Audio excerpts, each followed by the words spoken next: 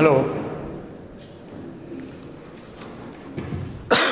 नमस्कार विद्यार्थी मित्रों, श्री एसएन विद्यालयના ઈ લર્નિંગ પ્રોગ્રામમાં હું પિનાકી નાવલ આપને આવકારું છું।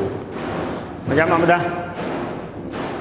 પરાવર્તનના નિયમો આપણે ગઈ વખતે ચર્ચા કરી લીધી છે અને એક વધારાની વસ્તુ પણ આપણે એક કોષ્ટક બનાવી લીધું છે। એટલે હવે પ્રકાશીય બીજી ઘટનાનો આજે અભ્યાસ કરવાનો છે આપણે।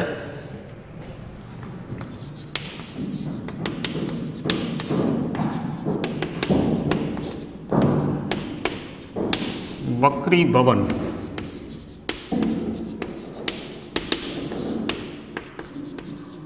રિફ્રેક્શન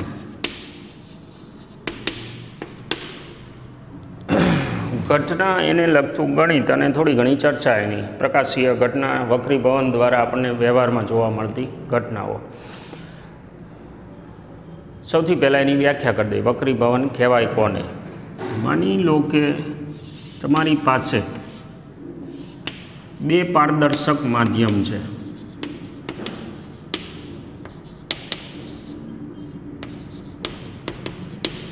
બંને કેવા? પારદર્શક, મતલબ જેમાંથી પ્રકાશનું કિરણ પસાર થઈ શકે એવા। અને વચ્ચે મેં જે દેખાડી આડી લાઈન, એ બંને માધ્યમને છૂટી પાડતી સપાટી છે। તો પ્રકાશનું કિરણ જ્યારે બે પારદર્શક માધ્યમમાંથી પસાર થાય ત્યારે બંને માધ્યમને છૂટી પાડતી સપાટી પાસેથી એનો ગતિપથ, માની લો કે આ બીજું માધ્યમ ન હોત તો એ આ દિશામાં જવાનું હતું, એનો ગતિપથ વળે। પ્રકાશના કિરણની બે પારદર્શક માધ્યમને છૂટી પાડતી સપાટી પાસેથી વળવાની જે ઘટના છે એને વક્રીભવન કહેવાય। હવે એમાં માનો કે આ સપાટી પાસે હું લંબ દોરું તો આપાત કિરણનો સપાટીના લંબ સાથે બનતો ખૂણો આપાત કોણ કહેવાય। અને સપાટીનો લંબ એક્સટેન્ડ કરેલો છે આપણે બીજા માધ્યમમાં, તો સપાટીના લંબ સાથે જે કિરણ વળીને જાય છે જેને આપણે નામ પાડશું વક્રીભૂત કિરણ, અને આને કહીશું આપાત કિરણ। તો સપાટીના લંબ સાથે વક્રીભૂત કિરણનો જે ખૂણો બને એને આર વક્રીભૂત કોણ કહેવાય। અને આઈ જે છે એ આપાત કોણ કહેવાય। વ્યાખ્યા ફરીથી, બે પારદર્શક માધ્યમને છૂટી પાડતી સપાટી પાસેથી પ્રકાશના કિરણની વળવાની ઘટના એને વક્રીભવન આપણે કીધું છે। હવે આ જે વક્રીભવન છે એના માટે એક શરત તો છે જ કે your I must be other then 0 and 90, એટલે કે 0 કરતાં મોટો અને 90 કરતાં નાનો। એટલે કે આપાત કોણ છે એ આ લાઈનમાં ટૂંકમાં પ્રકાશનું કિરણ ન આવવું પડે અને સીધું ન આવવું પડે। જો સીધું આવતું હોય તો વક્રીભવન નહીં થાય, સપાટીને સમાંતર હોય તો વક્રીભવન નહીં થાય, એટલે એ શરત આપણે કાઢી નાખી છે। એટલે અને આ જે આવે એના ગતિપથથી કેટલું ફંટાણું એનું માપ, એને ડેલ્ટા વિચલન કહેવાય। આકૃતિની ભૂમિતિમાંથી નજર કરો, આ આખો ખૂણો જે છે એ આઈ જેટલો હોય, બરાબર ને? આમ ચોકડી જ મારેલી છે, આ મૂળ ગતિપથ અને આ ઓલો સપાટીનો લંબ, તો ડેલ્ટા બરાબર આઈ માઇનસ આરનું મૂલ્ય થાય। હવે એ પ્રકાશનું કિરણ જે છે એ અંદર તરફ વળશે કે બહાર તરફ, એ આપણે જોવાનું છે। અહીંયા આપણે વિચલન જે બતાવ્યું આ આકૃતિને ધ્યાનમાં રાખીને ખાસ સમજજો। તો હવે અંદર વળશે કે બહાર, એના માટે સ્નેલનો નિયમ છે, પ્રેક્ટિકલી બનાવેલો છે, એટલે આપણે એને તારવવાનો નથી।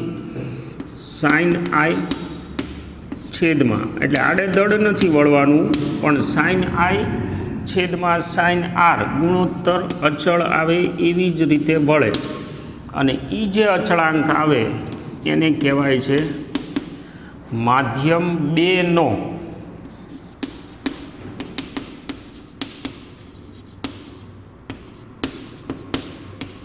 માધ્યમ 1 ની સાપેક્ષે વક્રીભવનાંક। જે અચળાંક આવે આ ગુણોત્તરનો એ અચળાંકને વક્રી ભવનાંક કહેવાય.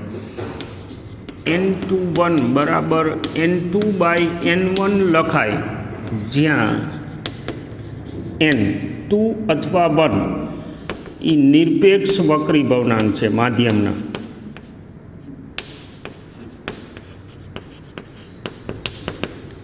અને એના માટે ભવિષ્યમાં આપણે આ સંબંધ ભણવાના છે. મતલબ કે n2 = c/v2 અને n1 = c/v1 કહેવાય. એમાં v1 અને v2 જે તે માધ્યમમાં વેગ દર્શાવે છે.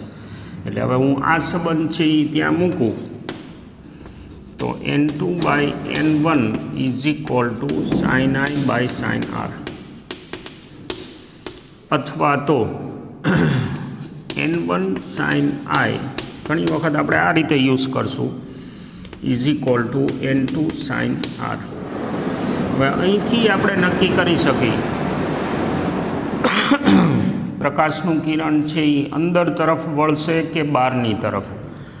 માનો કે આ ગુણાકાર અચળ આવે છે, તો જો n1 < n2 હોય, આ નાનું છે અને n2 વધારે છે, તો n1 < n2 એનો મતલબ એવો થયો કે n1 જે છે એ પ્રકાશીય પાતળું માધ્યમ છે. વક્રી ભવનાંક ઓછો છે એટલે એને પ્રકાશીય પાતળું માધ્યમ કહેવાય. અને n2 જે છે એ પ્રકાશીય ઘટ્ટ માધ્યમ છે.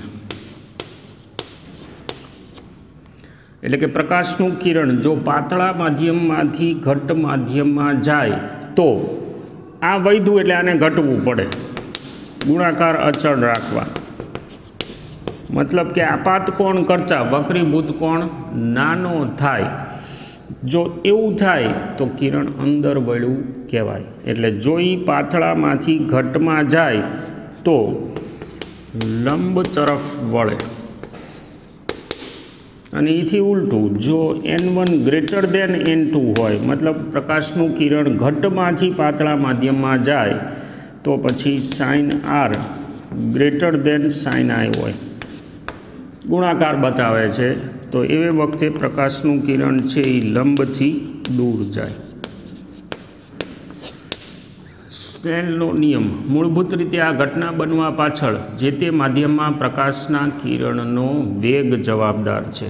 પ્રકાશના કિરણનો વેગ, માની લો કે અહીંયા તમે આવો અને n2 ઘટ્ટ છે, એનો મતલબ અહીંયા વેગ ઓછો છે. એટલે જે માધ્યમમાં પ્રકાશના કિરણનો વેગ ઓછો થઈ જાય એ માધ્યમને ઘટ્ટ માધ્યમ કહેવાય, પ્રકાશીય. એટલે એને ઘનતા સાથે લેવા દેવા નથી. આ ધ્યાનમાં રાખજો. વેગના સંદર્ભમાં જે માધ્યમમાં પ્રકાશનો વેગ વધુ હોય એને પાતળું માધ્યમ કહેવાય, અને જે માધ્યમમાં પ્રકાશનો વેગ ઓછો થઈ જાય એને ઘટ્ટ માધ્યમ કહેવાય. હવે આ ઘટના પ્રેક્ટિકલી સ્નેલે આપેલો નિયમ એને ધ્યાનમાં રાખી અને વ્યવહારમાં જોવા મળતી એક બે ઘટના જે છે એને આપણે સમજવાની છે. એમાં પહેલી છે લેટરલ શિફ્ટ.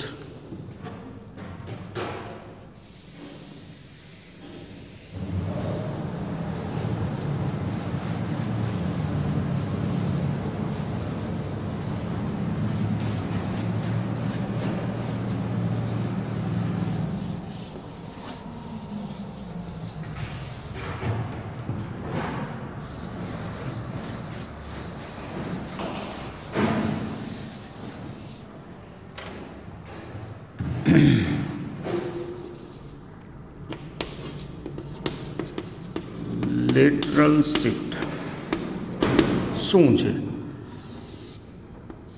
ડિસ્ક્રિપ્ટિવ વસ્તુ છે. માનો કે તમારી પાસે એક પારદર્શક માધ્યમનો પટ્ટો છે t જાડાઈનો.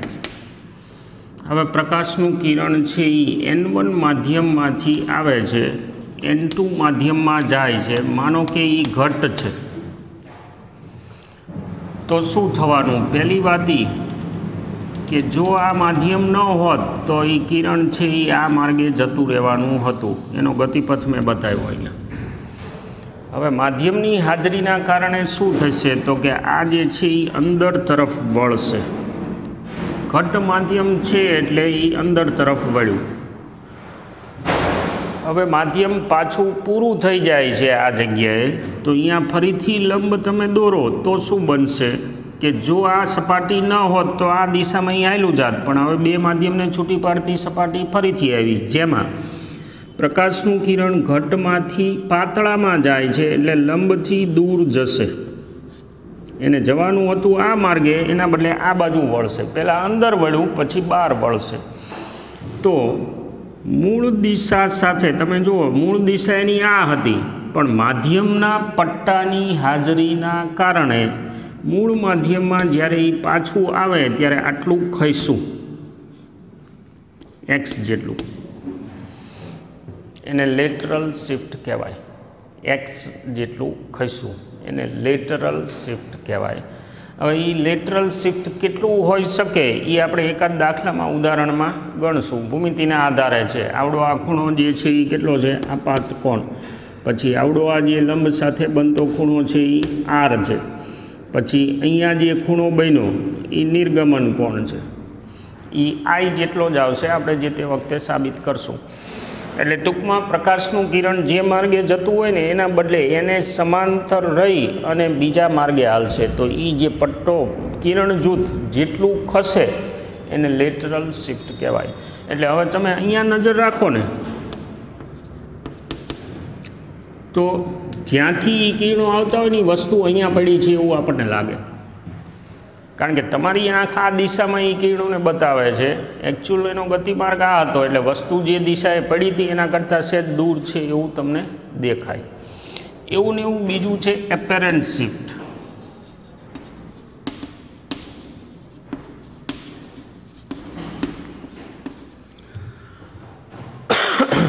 એપેરન્ટ શિફ્ટ શું છે? માની લો કે તમારી પાસે કોઈ પારદર્શક માધ્યમમાં કોઈ પ્રકાશનું ઉદ્ગમ છે.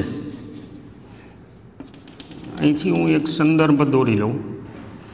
પ્રકાશનું ઉદ્ગમ, હવે આમાંથી કિરણો નીકળશે. માનો કે બિંદુવત ઉદ્ગમ છે તો ત્રિજ્યાવર્તી કિરણો નીકળવાના, બરાબર? આ રીતે કિરણો નીકળશે. હવે ધારો કે આ ઘટ માધ્યમ છે, તો શું બનશે? પ્રકાશના કિરણો છે એ આપણે હમણાં જ વાત કરી કે ઘટમાંથી પાતળામાં જાય એટલે સપાટીના લંબથી દૂર જવાના, એટલે આ રીતે જાય. એની મૂળ દિશા જે હતી એના કરતાં દૂર ખસશે એ, અને દૂર ખસે તો જો આને આપણે એક્સટેન્ડ કરી, મતલબ એ જ દિશામાં સમાંતર લાઈન ખેંચી લઈ તો એ કિરણો અહીંથી આવતા હોય એવું લાગે. તમે આ જગ્યાએ નજર રાખીને જુઓ તો વસ્તુ જે છે એના કરતાં તમને સહેજ ઉપર ઉઠેલી હોય એવું લાગશે, કારણ કે તમારી આંખ છે એ આને સેન્સ આપશે.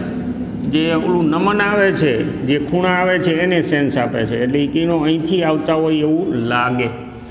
તો એ જે આવ્યું એને એપેરન્ટ શિફ્ટ કહેવાય. વાય કહી દઈએ આપણે. વસ્તુ જ્યાં છે એના કરતાં ઉપર દેખાય. હવે જરૂરી નથી કે તમારે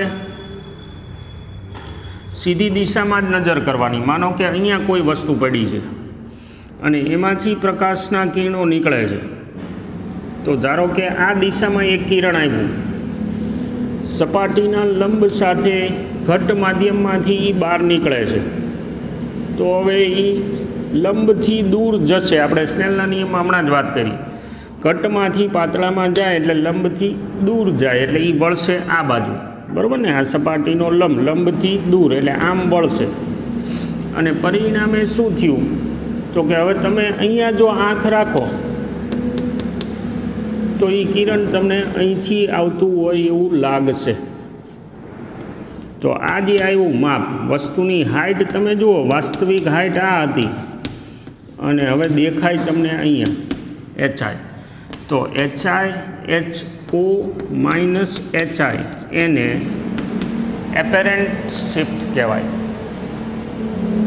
ઘટ માધ્યમમાં, ઘટ પારદર્શક માધ્યમમાં જો કોઈ વસ્તુને તમે જોવા જાઓ તો એની વાસ્તવિક ઊંડાઈ કરતાં ઊંડાઈ ઓછી દેખાય, મતલબ કે એનો શિફ્ટ ઉપરની તરફ થાય એવું તમને લાગે. આ આભાસ થયો.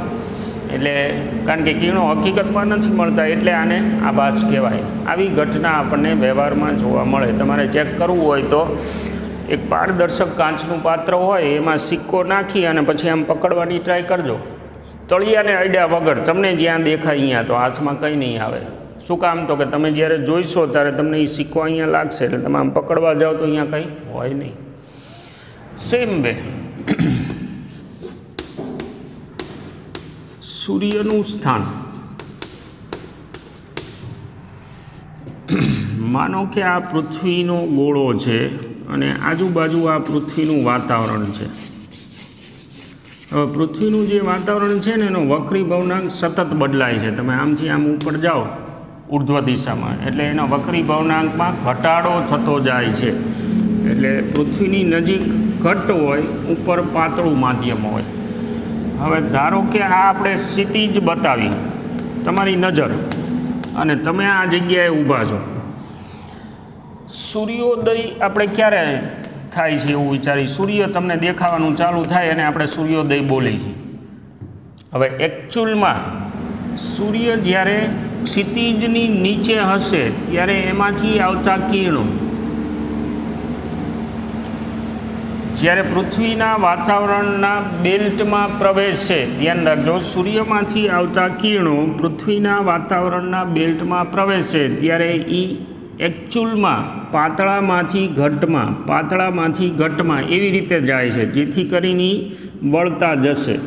એટલે એનો જે વાસ્તવિક ગતિપથ હોય એના બદલે એ વળતા તમારી આંખમાં આવી રીતે આવશે.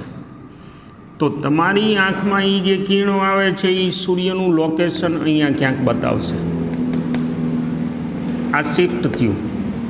સૂર્યનું સ્થાન ક્ષિતિજની નીચે છે અને છતાંય તે તમને ઉપર છે એવું દેખાડશે, કારણ કે કિરણો છે એ વળીને આમ આવ્યા છે, એટલે સૂર્ય તમને ક્ષિતિજની ઉપર આવી ગયો હોય એવું લાગશે. અને કેલ્ક્યુલેશન આખી ભ્રમણની અને બધી પ્રકાશની ગતિને ધ્યાનમાં રાખીને આ વક્રી ભવનાંક, આ બધા પાકા કેલ્ક્યુલેશન કરેલા છે આપણે. 2 મિનિટનો ડિફરન્સ પડે છે, 2 થી 4 મિનિટ. એટલે તમે હવાનો વક્રી ભવનાંક અને ખૂણો બરાબર 4 ત્રિજ્યા ને એવું બધું ગણતરી કરો, એટલે સૂર્ય જે છે એના વાસ્તવિક ઉદય કરતાં થોડોક વહેલો તમને દેખાવાનું ચાલુ થઈ જાય. અને એ કેટલો વહેલો એનું કેલ્ક્યુલેશન છે એ આમ તો આ નવા સિલેબસમાં છે ને બધી તારવણી કાઢી નાખી છે, એટલે આપણે મજા છે. આપણે સીધા આંકડા છે એને ધ્યાનમાં રાખવાના છે. એટલે આંકડો જે છે 2 મિનિટનો તફાવત આવે છે એક્ઝેક્ટ, બરાબર. હવે એ આપણે ગણવો નથી, કોઈક દીક નવરાય છે ભેગા થઈશું ને ડાયરો કરશું ત્યારે ગણશું. આ શિફ્ટ બધા ગણશું એ વખતે. આ 3 ઘટના વક્રી ભવનના કારણે તમને ઇલ્યુઝન આપે છે, ઇલ્યુઝન, આભાસ. હજુ એક સરસ મજાની ઘટના છે, પૂર્ણ આંતરિક પરાવર્તન. હવે પૂર્ણ આંતરિક પરાવર્તન જે છે એને આપણે સમજવાનું છે, પણ એના માટે આપણે એક હોલ્ટ મારી નેક્સ્ટ લેક્ચરમાં ચર્ચા કરશું. આટલું વાંચી લેજો. Thank you.